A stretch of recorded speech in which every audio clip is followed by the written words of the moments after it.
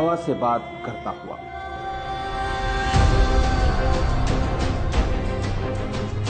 रेत के सीने को चीरता हुआ, बिजली की रफ्तार से कुछ हिंदुस्तानी सपूतों का एक छोटा सा कारनामा तारीख के पन्नों में अपनी जगह बनाने, आंखों में एक अजीम मकसद लिए अरब की जमीन करबला की तरफ रवां। हल मिन नासिरिन यंसुरना। नबी मोहम्मद साहब के नवासे इमाम हुसैन ने जब करबला में इंसानियत से यह सवाल किया, है कोई जो मेरी मदद को आए? इतिहास ने देखा कि इंसानियत से किए गए इस सवाल के जवाब में इमाम की मदद के लिए अपने घरों से जो हक परस्त निकले, वो रसूल का कलमा पढ़ने वाले मुसलमानों के साथ साथ कांधे पे जनेऊ डाले, माथे पे तिलक लगाए कुछ हिंदुस्तानी ब्राह्मण भी थे। ये वही वीर सपूत हैं जो मदद की शक्ल में हिंदू और मुसलमानों के बीच प्रेम की एक सुनहरी इबारत लिखने करबला जा रहे हैं।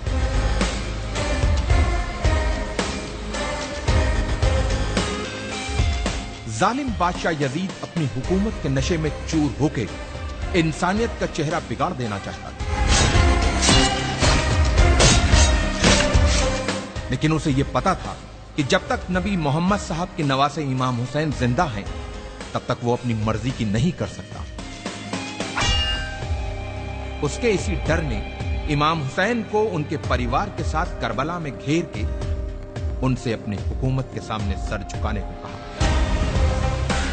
जियो और जीने दो की जिंदा मिसाल पेश करते हुए इमाम हुसैन ने यजीद के सामने एक पेशकश रखी कि अगर तुमको मुझसे कोई खतरा हो तो मुझे रास्ता दे दो ताकि मैं हिंदुस्तान चला जाऊं।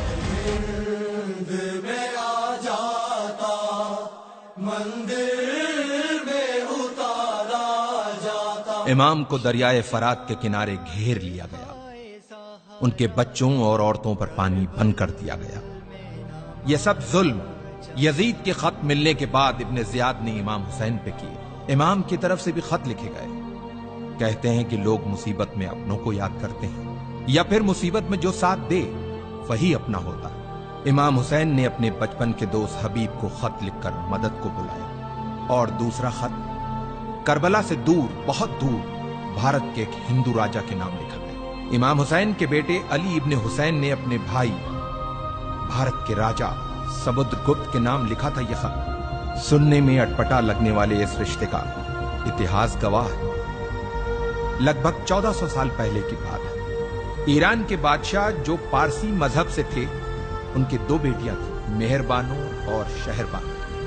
मेहरबानो का विवाह भारत के राजा चंद्रगुप्त से हुआ और रानी का नाम मेहरबानो से बदलकर चंद्रलेखा रखा गया। और कुछ वर्षों बाद चंद्रलेखा की छोटी बहन शहरबानो की शादी इमाम हुसैन से हुई। चंद्रलेखा और चंद्रगुप्त के बेटे समुद्रगुप्त उस समय राजा थे जब उन्हें अपने मौसेरे भाई अली इब्ने हुसैन का पत्र मिला।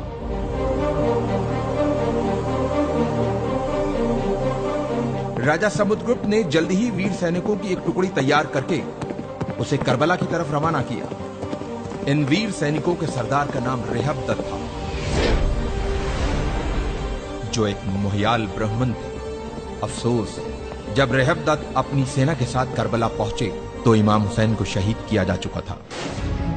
ये जान इन ब्राह्मणों का दिल टूट गया और जोश में अपनी तलवारों को अपने गलों पर रख लिया कि जिसकी जान बचाने आए थे, जब वही नहीं बचा तो अब हम जी के क्या करेंगे। लेकिन इमाम के एक चाहने वाले अरब के वीर योद्धा जनाबे मुख्तार के मना करने पे इन वीर सैनिकों ने अपनी तलवारों को अपने गलों से हटाया और मुख्तार के साथ मिलकर खूने इमाम हुसैन का बदला लेने के मकसद से दुश्मनों से एक यादगार युद्ध किया और उन्हें हिंदुस्तानी तलवार के जौहर दिखाए।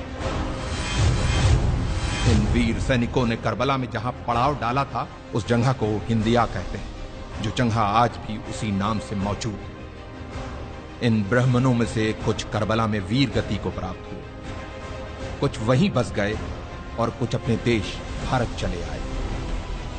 इतिहास इन वीर ब्राह्मणों को हुसैनी ब्राह्मण के नाम से जानता है।